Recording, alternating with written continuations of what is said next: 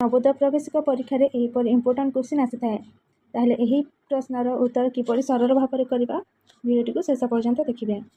प्रश्न देछि 5980 इंटू 428 को निकटतम शतक लिखिले केते हेबो।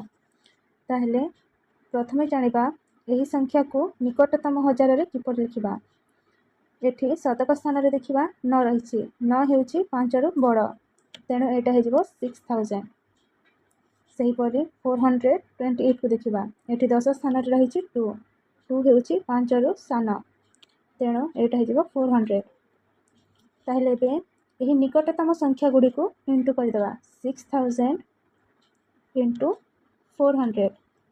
एठी केतोटी शून्य रहिछि प्रथमे गणी नेबा 5टी शून्य तेणु प्रथमे 5टी शून्य लिखि नेबा 6 को 4 सहित गुणन करिबा केते हेबो 6 24 तेणु एही संख्यार उत्तर ताहले संख्याटी केते हेजिबो 24 लाख। ताहले ऑप्शन सी हेबो ठीक उत्तर।